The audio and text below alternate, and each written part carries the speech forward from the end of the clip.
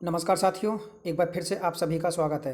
देखिए, राजस्थान के भौतिक विभागों से संबंधित आज ये हमारा दूसरा वीडियो है। इससे पहले हम आपको एक वीडियो और बना चुके हैं। यदि आपने वो वीडियो नहीं देखा है, वो आप देखिए पहले, फिर आप ये देखिए। तो जो उत्तर पश्चिमी जो मरुस्थलीय प्रदेश है, उसको दो पार्टों में बांटा गया था।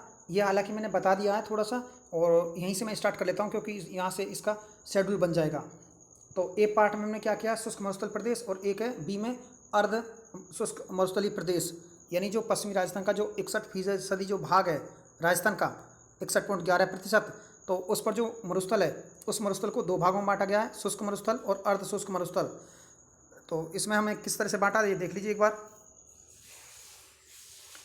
जो शुष्क मरुस्थल है उसमें बालू का स्तूप रहित जो क्षेत्र है वो तो है 41.5%, और जो बालू का स्तूप युक्त, देखिए रहित लिख गया ना, ये युक्त शब्द है, युक्त है ये, मतलब जहाँ पर पाए जाते हैं तो युक्त है। तो उसकी संख्या है 58.5%। तो पिछली बार एक प्रश्न पूछा गया था कि बालू का स्तूप कितने क्षेत्र में पाया जाता है, तो उसमें 61.11% भी उत्तर था। तो बच्चे मैक्सिमम क्या कर आए, इसे करिए आए, जबकि ये इसका उत्तर गलत है। और उत्तर क्या होना चाहिए इसका, 58.5। और इसमें जो दे रखा है दूसरे वाले बी में, अर्ध शुष्क मरुस्थलीय प्रदेश है, इसमें बेसिक रूप से दो नदियों को सम्मिलित किया गया, लूनी बेसिन को, और एक है घग्गर बेसिन। क्या है, घग्गर बेसिन। और दो क्षेत्र हैं, एक नागौरी उच्च भूमि और एक है शेखावाटी का आंतरिक प्रवाह, ये अर्ध शुष्क में शामिल किए गए हैं। इसे मैं चित्र के माध्यम से आपको भी दिखाने वाला हूँ, देख लेना आप थोड़ी देर में। देखिए, शुष्क जो मरुस्थलीय प्रदेश है, ये देख लीजिए, ये 0 से 25 सेंटीमीटर समवर्षा वाला क्षेत्र है, और इसे अध्ययन की दृष्टि से दो पार्टों में बांटा गया है। अभी मैंने दिखाया ना आपको कि एक तो बालू का युक्त प्रदेश और एक बालू का मुक्त प्रदेश। जो युक्त प्रदेश है वो 58.5 है, जहाँ पर बालू का स्तूप पाए जाते हैं, और जहाँ बालू का स्तूप नहीं पाए जाते वो 41.5। अभी मैंने आपको पीछे चर्चा की है इसकी। तो देखिए आगे देखिए, तो यहाँ इसका विविध रूप से विवेचन है। बालू का स्तूप युक्त प्रदेश है वो 58.5% है, और इसका अर्थ है पवन द्वारा मिट्टी का निक्षेपण, और निक्षेपण का अर्थ होता है जमाव।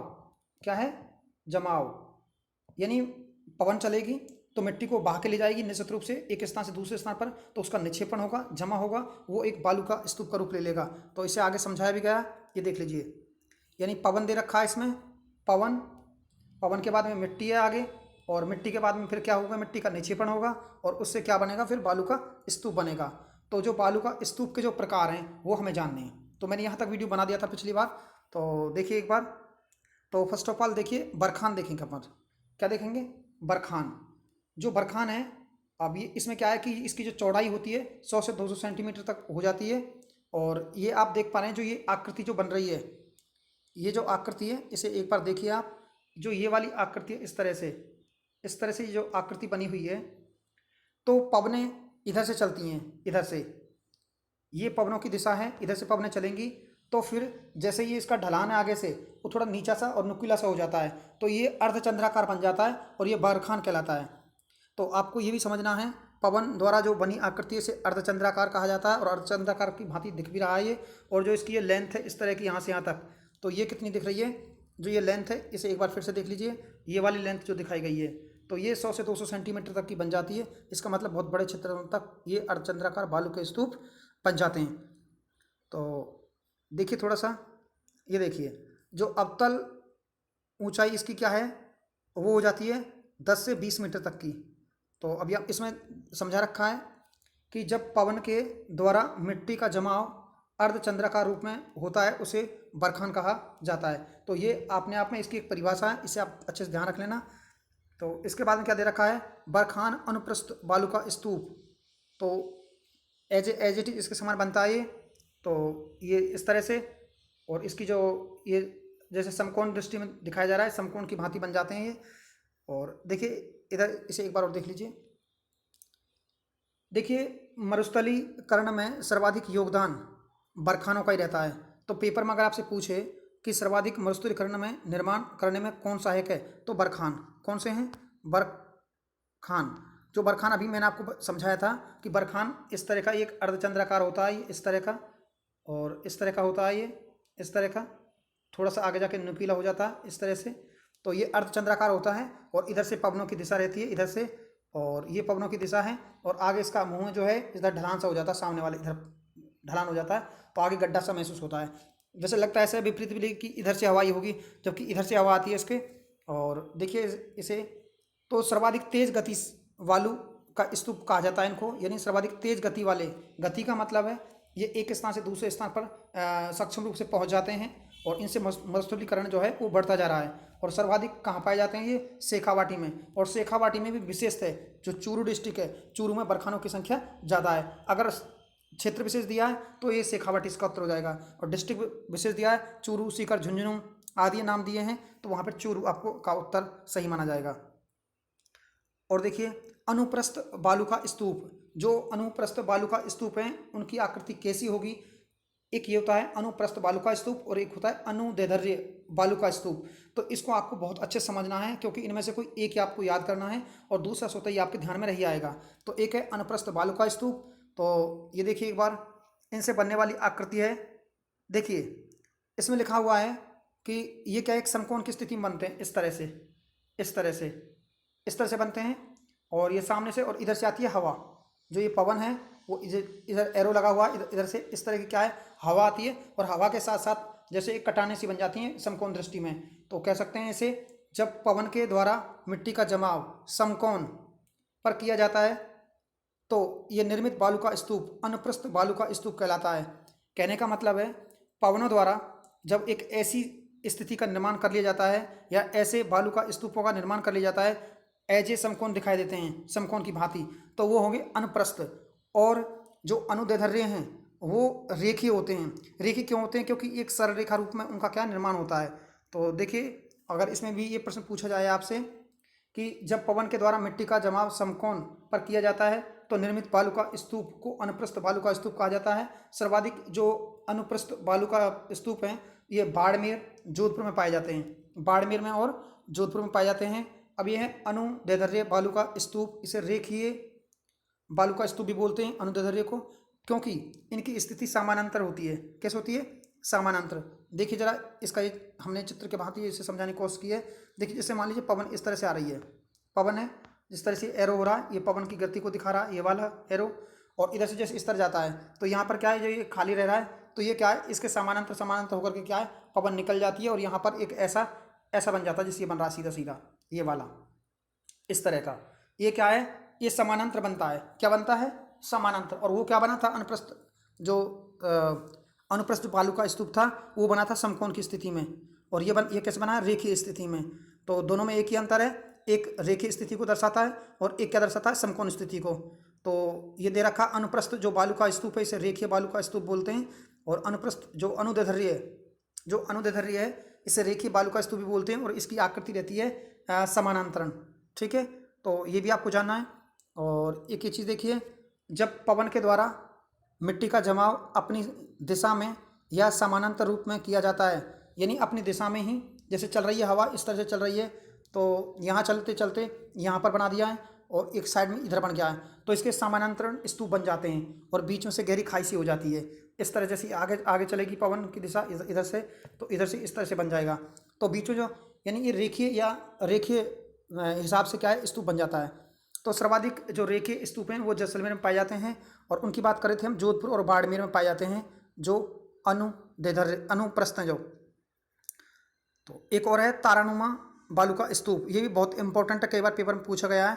तारानुमा बालू का स्तूप, जब तारानुमा बालू का स्तूप का मतलब होता है यानी 3 या 3 से अधिक वी आकृतियाँ बन जाती हैं रेत के मैदानों में यानी रेतीले प्रदेशों में, तो वो तारा आकृति कहलाती है। क्या कहलाती है? तारा या स्टार आकृति कहलाती है। जरा देखिए जैसे पवन क्या है, पवन कई रूपों में, जैसे मान लीजिए इधर से पवन गई तो इधर एक आकृति बन गई, इधर से आई इधर बन गई, और इधर से पवन आई इधर से तो इधर एक आकृति बन गई इस तरह से। तो आप चाहें तो इन आकृतियों को और भी बना सकते हैं, जैसे इधर से आई तो इधर बन गई, और इधर से आई तो इधर एक आकृति बन गई, और इधर से पवन आई है तो इधर भी एक आकृति बन गई। तो आप लोग देख पा रहे होंगे, तो एक आकृति जैसे इधर से इधर बन गई। तो ये पवनों जैसे इनके बीच में पवन जाएंगी इस तरह से पवन जाएगी, तो ये क्या है एक स्टारनुमा एक तारेनुमा आकृति यहाँ बन जाती है। तो इसे एक बार समझ लीजिए आप, यानी लिखा हुआ है इसमें देखिए, हवाओं के द्वारा निर्मित बालू का स्तूप जिन्हें तारानुमा बालू का स्तूप कहा जाता है, अनियमित जो हवाएं होती हैं ना, कौन सी हवाएं होती हैं, जो अनियमित या अनियंत्रित हवाएं होती हैं, यानी जो नियमित नहीं चलती हैं, कभी इधर से चल रही हैं कभी इधर से चल रही हैं, तो अनियमित या अनियंत्रित हवाओं के द्वारा निर्मित बालू का स्तूप, जिन्हें तारानुमा बालू का स्तूप भी कहा जाता है। तो आप लोग देखिए, सर्वाधिक ये जैसलमेर में पाए जाते हैं। फर्स्ट स्थान पर तारा जो स्तूप है सर्वाधिक कहाँ पाए जाते हैं, जैसलमेर में। और इसके बाद में अगर आपसे जैसलमेर उत्तर नहीं दिया गया है तो सूरतगढ़ का जो गंगानगर है, तो गंगानगर में भी इस प्रकार के स्तूप देखने को मिल जाते हैं। और देखिए, इन बालू का स्तूपों में न्यूनतम भुजाएं पाई जाती हैं 3। तो जो तारानुमा स्तूप बनता है उसमें 3 न्यूनतम भुजाएं होनी चाहिए, तभी वो तारानुमा स्तूप कहलाएगा। और 3 से अधिक कितनी भी हो सकती हैं।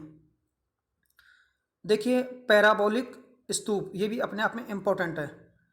ये इसलिए इम्पोर्टेंट है क्योंकि जो पैराबोलिक जो स्तूप है, ये स्तूप हेयर पिन, जो महिलाओं द्वारा जो हेयर पिन लगाई जाती है उस पिन की भांति होता है। ये देखिए, इस तरह से इस तरह से इस तरह से होता है।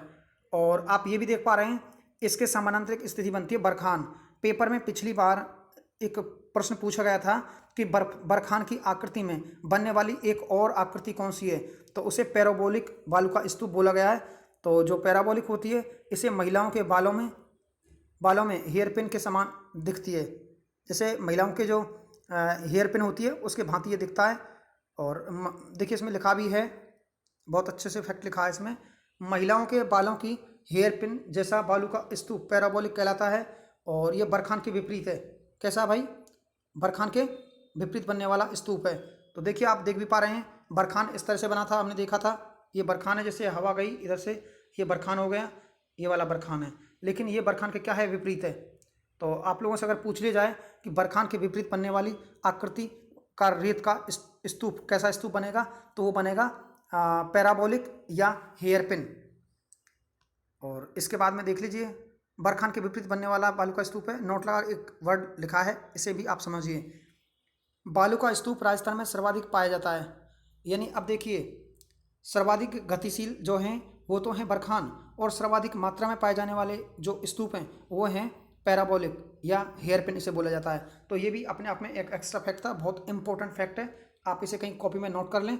यानी यह बालू का स्तूप राजस्थान में सर्वाधिक पाया जाता है। कौन सा, पैराबोलिक या हेयर पिन वाला। अब एक शब्द आया है सीप। तो सीप क्या होता है, सीप को देख लीजिए थोड़ा सा। जो ये सीप है, ये वाला सीप, ये सीप है। और पवन की आकृति जो इस तरह से है, पवन इधर गई है तो ये बरखान की आकृति दिखाई गई है, ये तो हो गया बरखान।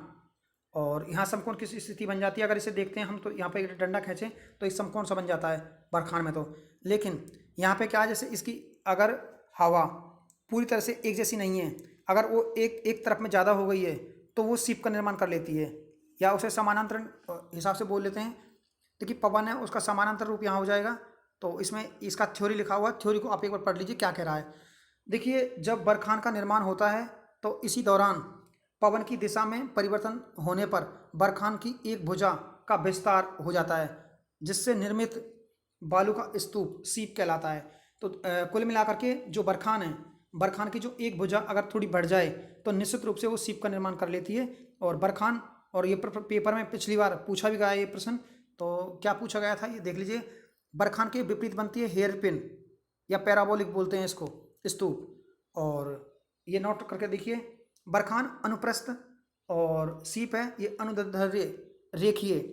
तो मेरा कहने का मतलब है, जो सीप है, सीप का संबंध हो रहा है, सीप में बनते हैं कैसे, एक यानी इसमें इस तरह से मतलब एक सरल रेखीय, सीप और सरल रेखीय एक जैसा है, यानी अनुदैर्ध्य या इसे रेखीय बोलते हैं। तो सेम सीप और रेखीय एक की बात को दर्शा रहा है। और जो बरखान है ये अनुप्रस्थ को दर्शा रहा है।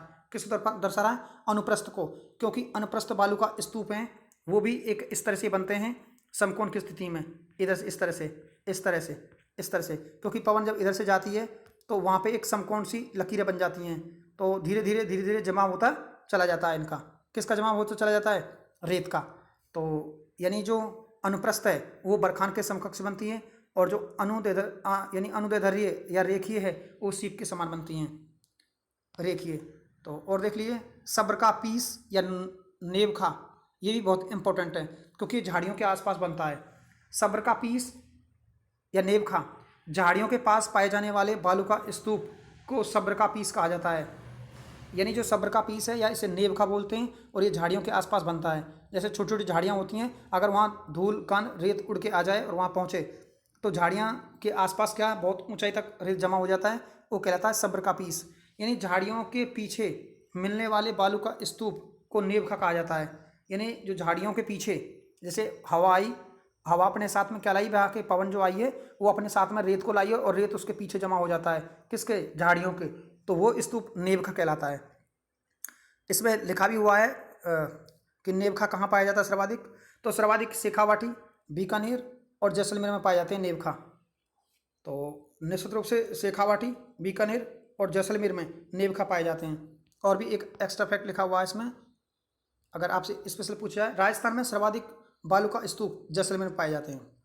अगर सर्वाधिक बालू का स्तूपों की बात कर रहे हैं तो जैसलमेर में, और सर्वाधिक स्थानों पर यह सभी जगह पाए जाने वाला बालू का स्तूप कौन सा है, आप मुझे कमेंट करके बताना, मैंने पहले ही बताया आपको। और देखिए राजस्थान में सभी प्रकार के बालू का स्तूप जोधपुर में पाए जाते हैं। देखिए राजस्थान में सर्वाधिक बालू का स्तूप तो पाए जाते हैं जैसलमेर में, और सभी प्रकार के बालू का स्तूप कहाँ पाए जाते हैं, जोधपुर में।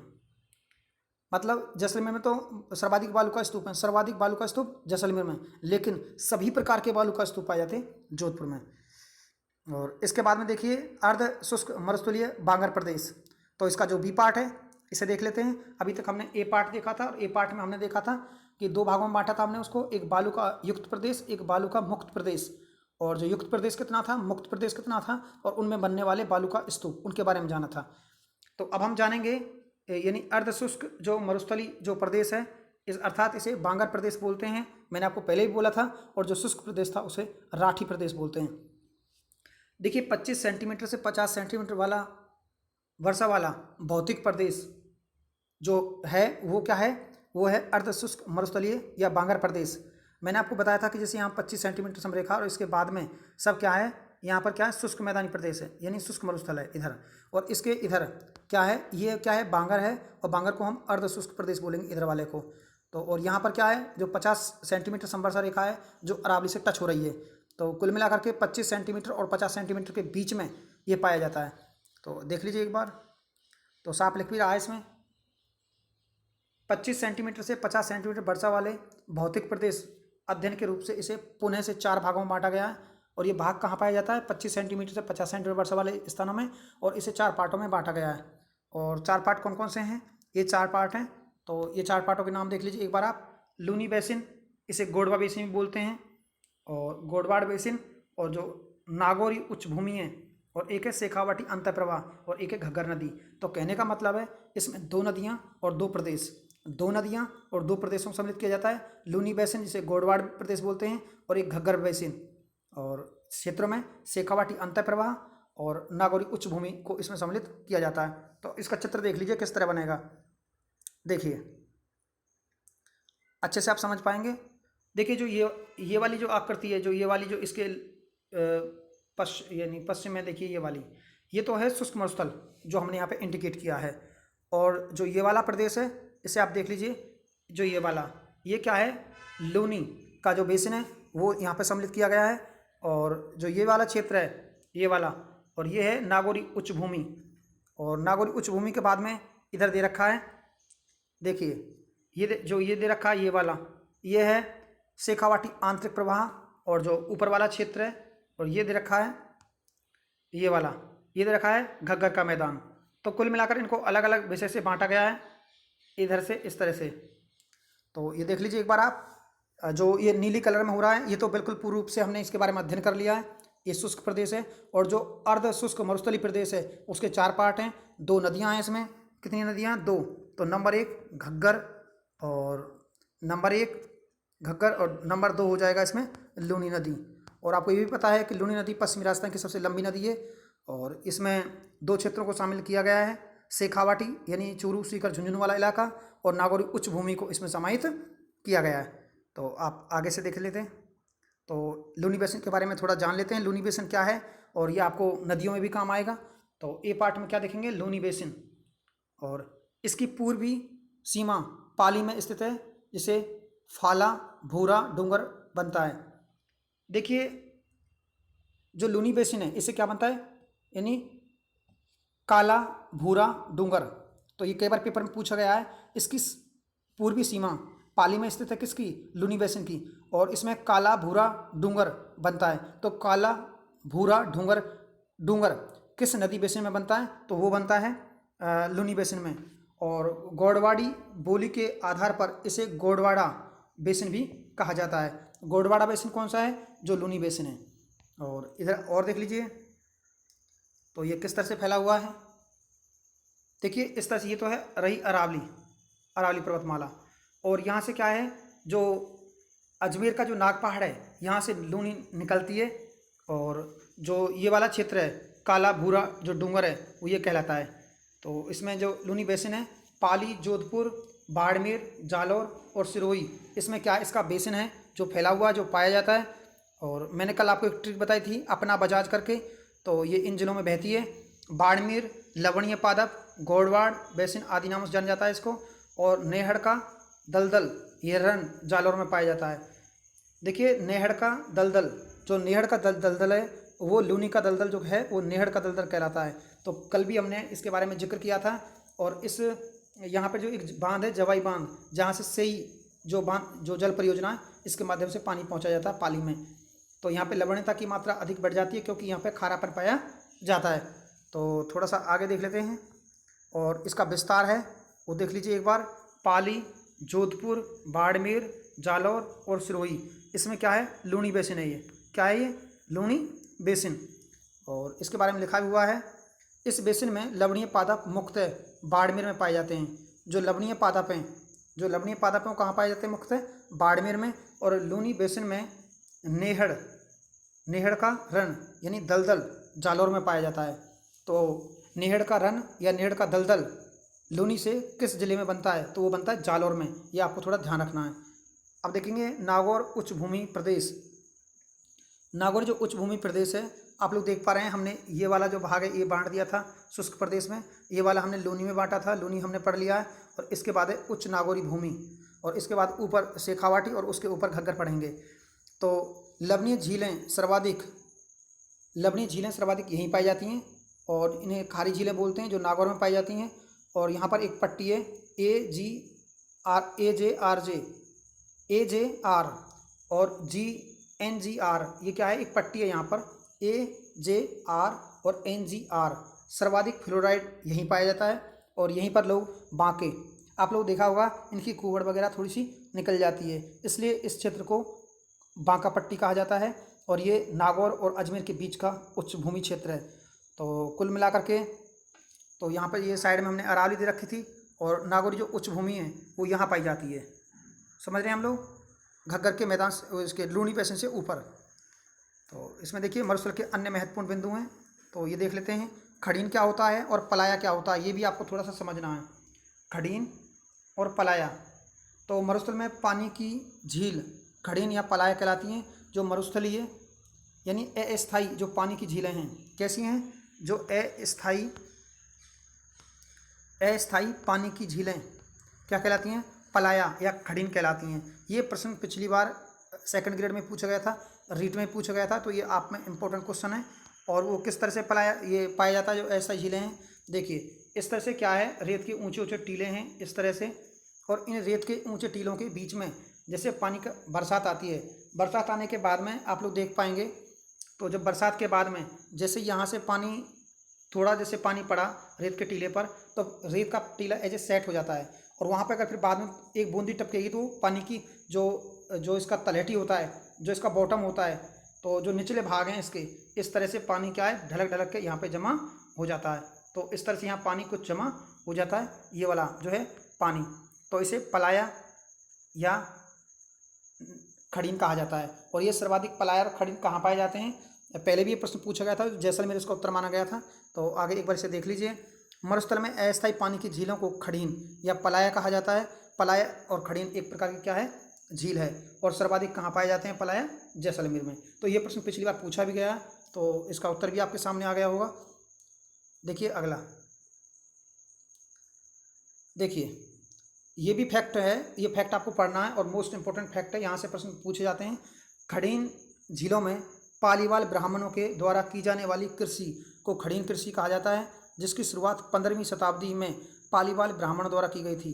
यानी खड़ीनों के माध्यम से जो कृषि की जाती है ये पालीवाल ब्राह्मण करते आ रहे हैं, और जो खड़ीन है ये पालीवालों की झील कहलाती है। समझ रहे हैं आप लोग? हाँ, तो अब देखेंगे टाट या रन। फिर से आप देख लीजिए टाट या रन क्या होता है, थोड़ा सा आप अगर समझें तो देखिए। टाट या रन यानी टाट या रण होता है जैसे एक स्थान पर तो आपने देखा कि बहुत ज़्यादा पानी इकट्ठा हो गया है। जैसे अभी हमने इस तरह का क्या एक आकृति बनाई थी, इस तरह की आकृति बनाई थी।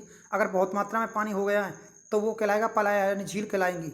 अगर वहाँ पर पानी तो आया है लेकिन थोड़ा सा वो क्या है, दलदल नुमा हो गया है, जैसे किस टाइप का हो जाता है, तो इस तरह का अगर कम पानी जमा हुआ है वहाँ पर तो निश्चित रूप से वो लवणीय दलदलीय जो इलाके हैं वो रण या टाट कहलाते हैं। रण या टाट कहलाते हैं और मरुस्थल में पाए जाते हैं रण और टाट। ठीक है, इसके बाद देखिए मरुस्थल में लवणीय दलदली एवं अनुपजाऊ भूमि को रण या टाट कहते हैं। तो देख लीजिए एक बार, मरुस्थल में लवणीय दलदली तो क्या हो जाता है, किस टाइप का दलदल हो जाता है, तो उसे अनुपजाऊ भूमि को रण या टाट कहा जाता है। यहाँ पे कुछ अन्न उगाना सक्षम नहीं होता है। और सर्वाधिक ये भी कहाँ पाया जाता है, फर्स्ट नंबर पर जैसलमेर और सेकंड नंबर पर बाड़मेर। तो टाट और रण भी जैसलमेर पाए जाते हैं सर्वाधिक, और पलाया या खड़ीन भी। और प्रमुख रण देख लीजिए, तो रण कौन कौन से हैं, तो प्रमुख रण है ताल छापर यानी परिहारी रण शेखावाटी में पाया जाता है। परिहारी रण शेखावाटी में और ताल छापर चूरू में पाया जाता है। जोधपुर में फलोदीकरण पाया जाता है और बाप पाया जाता है। बाप जोधपुर में ये रण क्षेत्र हैं, और फलोदी जोधपुर आपने सुना होगा आसानी से। तो एक और है जैसलमेर, क्या नाम है, जैसलमेर में भाफरी और पोकरण, भाफरी और पोकरण। और बाड़मेर में क्या पाया जाता है, जो है थोब, थोप पाया जाता है बाड़मेर में। ये क्या है, अभी इनके बारे में हम बातें कर रहे हैं जो, तो आप समझ पाए होंगे ये क्या है, दलदल या टाट या रण है ये। और ये भी एक्स्ट्रा फैक्ट है जो मेंशन कर दिया गया है। परमाणु परीक्षण 18 मई 1974 को पोखरण में पहली बार किया गया था, और 11 और 13 मई 1998 को पोखरण में परमाणु परीक्षण किया गया था।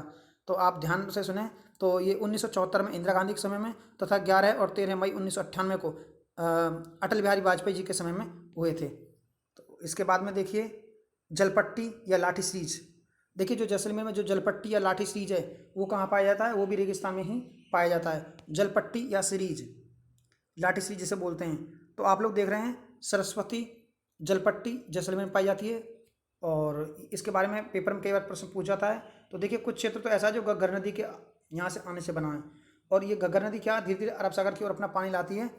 और आप देख पा रहे हैं तो ये क्या है कि जो यहाँ पर हरी महकदार खुशबूदार क्या है घास वगैरह उग जाती है, जो क्या कहलाती है, वो कहलाती है लाठी सीरीज क्षेत्र, जलपट्टी कहलाता है। और ये भी एक अच्छा प्रश्न देख लीजिए यहाँ पर, गौड़वान पंछी की शरण स्थली सेवन घास, यानी सेवन घास में एक मुख्य रूप से कौन सा पंछी पाया जाता है, गोडावन। और गोडावन क्या है, अपना राज्य पंछी है। ठीक है, और यहीं पे क्या है, चांदन नलकूप है। क्या है ये, चांदन नलकूप है। और चांदन नलकूप को थार का क्या कहा जाता है, घड़ा कहा जाता है। और बहुत अच्छा प्रश्न हो सकता है, देख लीजिए ये भी। और ये 60 किलोमीटर की जलपट्टी जो जैसलमेर में पाई जाती है, और ये पोखरण से लेकर के और मोहनगढ़ तक फैली हुई है। कहाँ पर, पोखरण जैसलमेर से लेकर मोहनगढ़ तक फैली हुई है। ये 60 किलोमीटर की जलपट्टी है, और यहीं पर क्या पाया जाता है, चंदन का नलकूप पाया जाता है जो थार का घड़ा कहलाता है। और इसी में क्या बोलते हैं, जो ये जलपट्टी कह लीजिए या इसे कह लीजिए लाठी सीरीज। और इस लाठी सीरीज में क्या पाया जाता है, गोडावन पंछी पाए जाते हैं।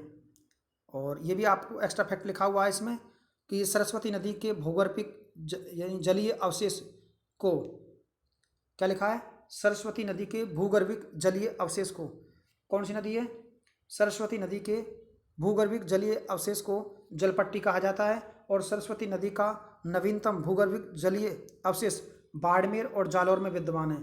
कहाँ पर है, बाड़मेर और जालौर में विद्यमान है।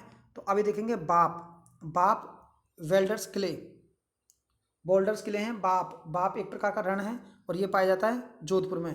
तो देख लीजिए एक बार, एक तो दे में लिख रहा है, दे दक्षिणी ध्रुव, और ये नेटाला और शीत जलवायु क्षेत्र पाए जाते हैं। और ये क्या है, पेल्डर्स हैं। हिमानी के द्वारा जमा किए गए बड़े कंकर पत्थर बोल्डर्स एवं बारीकी मिट्टी यानी सिले को बोल्डर्स किले कहा जाता है। तो आप समझ पाए होंगे। और आकल बुढ़फासल पार्क, तो आकल बुढ़फासल पार्क के बारे में भी थोड़ा सा जानकारी ले लीजिए। देखिए आकलबुड फसल है, ये भी पश्चिमी रेगिस्तान में पाया जाता है और ये भी अर्ध शुष्क मरुस्थल उसी के भाग हैं। आकलवुड, आकलवुड क्या है, गांव है, और वुड क्या है, एक कास्ट है, एक लकड़ी है, और फासिल क्या है, जीवाश्म। और यहाँ पर एक पार्क है जो जैसलमेर में स्थित है, तो ये भी आपको जानना है। और इसे मरुद्यान के नाम से जाना जाता है। निर्माण काल, जो इसका आकलवुड फासल का जो निर्माण काल है वो कब हुआ है, ये जाना है, जुरासिक काल। कौन से काल में हुआ है इसका, जुरासिक काल, 18 करोड़ वर्ष पूर्व। कौन सा काल था, जुरासिक काल, तब हुआ था। और भारत में लकड़ी के प्राचीनतम जीवाश्म यहीं से प्राप्त हुए हैं, आकलवुड फासल से, ठीक है। और इसके बाद में देखिए नखलिस्तान, या इसे मरु उद्यान बोलते हैं, नखलिस्तान। ये नखलिस्तान कहाँ से कहाँ तक फैला हुआ है ये भी देखना है। मरुस्थलीय क्षेत्रों में जहाँ जल बेसिन पाए जाते हैं उसके चारों ओर हरियाली विकसित हो जाती है, उसे नखलिस्तान कहा जाता है। तो फिर से देख लीजिए एक बार, नखलिस्तान क्या है, यानी मरुस्थलीय क्षेत्रों में जहाँ जल बेसिन पाए जाते हैं उसके चारों ओर हरियाली विकसित हो जाती है, उसे नखलिस्तान कहा जाता है। तो नखलिस्तान समझ गए होंगे नखलिस्तान क्या है। और देखिए दोहरे एवं धरियन, दोहरे एवं धरियन, तो ये भी अपने आप में अच्छा प्रश्न कई बार पेपर में आता है। रेत के टीबों को दोहरा या धरियन कहा जाता है। लहरदार बालू का स्तूप दोहरे, लहरदार बालू का स्तूप दोहरे कहलाते हैं, और स्थानांतरित बालू का स्तूप धरियन कहलाते हैं। दोहरे क्या कहलाते हैं, यानी लहरदार बालू का स्तूप दोहरे तथा धरियन है, स्थानांतरित बालू का स्तूप धरियन कहलाते हैं। दोहरे लहरदार बालू का स्तूप है। तो एक बार यहाँ देख लीजिए दोहरा और धरियन के बारे में नोट लगा लिखा है। दोहरा, दोहरे व धरियन सर्वाधिक जैसलमेर में पाए जाते हैं। दोहरे व धरियन कहाँ पाए जाते हैं, दोहरे क्या है, दोहरे हैं लहरदार बालू का स्तूप, और धरियन है स्थानांतरित बालू का स्तूप। अब क्या है बालसन, तो ये बालसन क्या है, मरुस्थलीय क्षेत्र में पर्वतीय भाग, झील का बेसिन होता है ये। तो इसे एक बार यहाँ से समझ लेंगे तो बेटर रहेगा। ये क्या है, मरुस्थलीय क्षेत्र में पर्वतीय भागों के बीच पाए जाने वाली झील को बालसन कहा जाता है। यानी मरुस्थलीय क्षेत्र में पर्वतीय भागों के बीच पाए जाने वाली झील को बालसन कहा जाता है। मरुस्थल में जो पर्वतीय इलाके हैं उनके बीच में पाई जाने वाली झील बालसन कहलाती है। और इसमें देखिए पीवड़ा, पीवड़ा एक प्रकार का विषैला सांप होता है जो इंपॉर्टेंट है, पेपर में कई बार पूछ लिया गया, पीवड़ा और पावड़ा करके पूछते हैं इसको। तो पीवड़ा पीले रंग का एक सांप होता है जो सर्वाधिक जैसलमेर में पाया जाता है, अरावली क्षेत्र में। जो अरावली का जो तट है, जो ये अरावली वाला तट है, और यहाँ पर ये सांप ज़्यादा देखने को मिलता है। तो कुल मिलाकर के अगला प्रश्न देखिए, सर्वाधिक जैसलमेर में और पीले रंग का सांप को पीवड़ा कहा जाता है। पीले रंग का क्या है, ये एक सांप है जिसे क्या कहा जाता है, पीवड़ा कहा जाता है। आगे देख लीजिए 10 मरुस्थल का मार्च। देखिए मार्च का मतलब होता है आगे बढ़ना, मार्च का मतलब क्या होता है, आगे बढ़ना। तो ये देख लीजिए एक बार थोड़ा सा, देखिए क्या, मरुस्थल का आगे बढ़ना, मार्च माने क्या है, मरुस्थल का आगे बढ़ना। दिशा इसकी दक्षिण पश्चिम से उत्तर पूर्व की ओर, दक्षिण पश्चिम से उत्तर पूर्व की ओर क्या है, ये ग्रो कर रहा है, लेकिन इसका ढलान जो है उत्तर पूर्व से दक्षिण पश्चिम की ओर है। ये मैं पहले आपको बता चुका हूँ। तो ये आप देख लीजिए थोड़ा सा, सर्वाधिक हरियाणा, और क्या है सर्वाधिक हरियाणा, और योगदान बरखान। तो कुल मिलाकर के जो इधर से आ रहा है ये, तो ये वाला क्षेत्र है, ये नॉर्थ है, और ये ईस्ट है, ये वेस्ट है, ये साउथ है। तो इसके बीच से इस तरह से इसका फैलाव है, इस तरह से हरियाणा से लेकर के यहाँ तक। और योगदान सर्वाधिक किसका है इसमें, बरखान का। बरखान का क्यों है योगदान इसमें, क्योंकि बरखान मरुस्थल को बढ़ाने में सहायक है। मैंने पहले भी कहा था बरखान सबसे ज़्यादा गतिशील होते हैं, तो ये आपको मैं पहले बता चुका हूँ। तो आप लोग देख लीजिए जो हरियाणा है, हरियाणा के आजू बाजू में जो क्षेत्र हैं यहाँ तक जो मरुस्थल को पहुँचाने का काम कर रहे हैं वो बरखान है। इस तरह से ये क्या है, ये जा रही हैं पवनें ऊपर की ओर, तो यहाँ पे क्या बरखानों का निर्माण हो रहा है, एक बरखान और दो, इस तरह से। और ये अरावली का भाग। आगे देखिए, देखिए अरावली पर्वतीय प्रदेश। तो साथियों इसके बाद में हम कल बात करेंगे। तो आज हमने पूरा मरुस्थलीय प्रदेश पढ़ लिया है, तो कल हम जो बात करेंगे अरावली पर्वतीय प्रदेश के बारे में बात करेंगे, और अरावली पर्वतीय प्रदेश से भी एक ऐसा ही वीडियो बनने वाला है। थैंक यू साथियों, धन्यवाद।